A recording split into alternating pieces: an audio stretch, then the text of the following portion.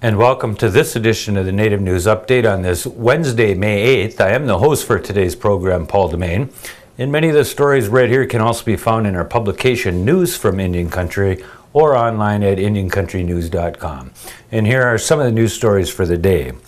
One of the signature pieces held by the South Dakota Historical Society is about to hit the road as part of an exhibit of American Indian art that will be displayed in Paris, New York, and Kansas City. The wooden carving of a horse that appears to be dying of battle wounds will be included in an exhibit featuring American Indian art from the Great Plains. Historical Society Director Jay Voigt says the carving is believed to have been made by a Lakota artist or warrior in and around 1870. It will be part of a 140-piece exhibit that will be displayed at the Quay Branly Museum in Paris, the Metropolitan Museum of Art in New York City, and the Nelson Atkins Museum in Kansas City. The National Science Foundation has awarded James Cotter, Professor of Geology, a research grant to help fund the University of Minnesota's Morris Research Experience for undergraduates, a research program for Native American women geology majors. The program includes 14 days of field research in Brazil, during which participants focus on climate's influence on glacier and ice stream movement, the significance of marine interaction, and ice sheet grounding in the nature of ice stream flow. Cotter and his students have already made 3 research trips to Brazil. He and 8 students will return this summer as well. The team will build on previous efforts to understand the glacial history of Brazil and subsequently Minnesota with the help of new technologies funded by the NSF grant. The REU program will nurture the development of 16 Native American women geology majors over the course of 2 summers by providing peer support, developing participant confidence, and introducing students to supportive role models. The National Congress of American Indians has released comments submitted during April to the U.S. Department of State response to the draft Supplemental Environmental Impact Statement for the Keystone XL project. The comments respond to the applicant for presidential permit by Trans-Canada Keystone Pipeline LP submitted on March 1, 2013. The responding documents include a letter from the National Congress of American Indians and 14 pages of comments. In the letter, NCAI outlines the organization's concerns and absence of vital information regarding the potential impact of the pipeline on tribal nations. The NCAI letter says, while grateful for the opportunity to submit these comments, it is with great concern that NCAI submits our comments related to the Keystone XL Pipeline and the Department of State Environmental Impact Statement. NCAI is calling on the U.S. Department of State to adequately address and mitigate concerns pursuant to requirements established by Executive Order 13175 for a consultation with tribal governments.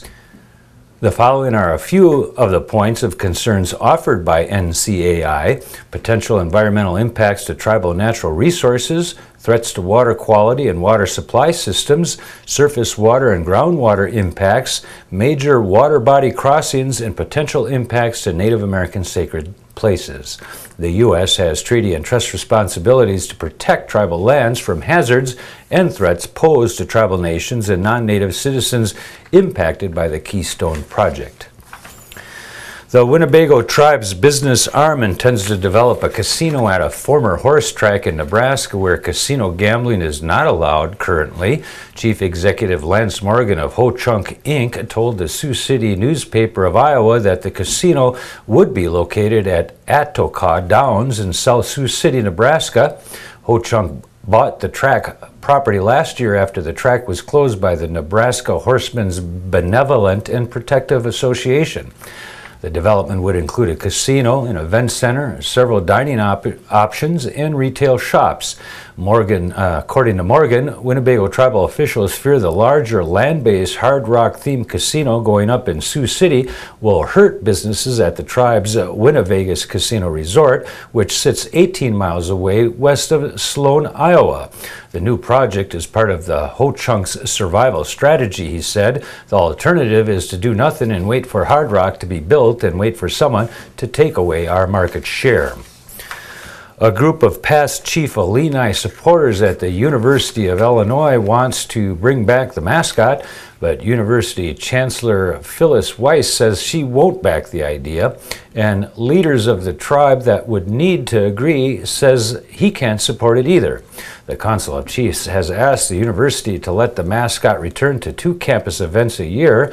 Council President Steve Rakel told the News-Gazette that the Peoria tribe in Oklahoma had been willing to talk. Tribal members descended from American Indians who lived in Illinois.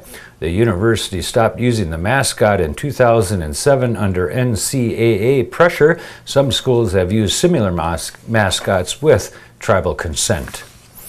An Alaska Native Village corporation that operates a popular cruise ship destination has launched a commercial consulting services for others seeking help developing their own cultural tourism ventures. Huna Totem Corporation opened Alaska Native Voices recently.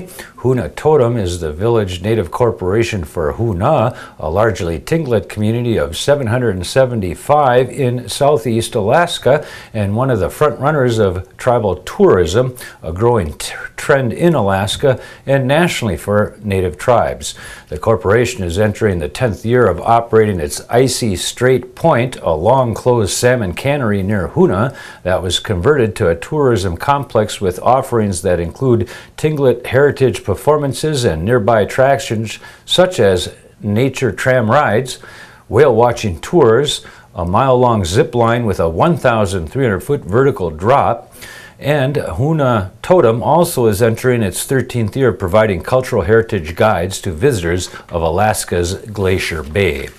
And that's going to be another roundup of news from Indian Country on this edition of the Native News Update. We want to say miigwech for joining with us and come back again soon.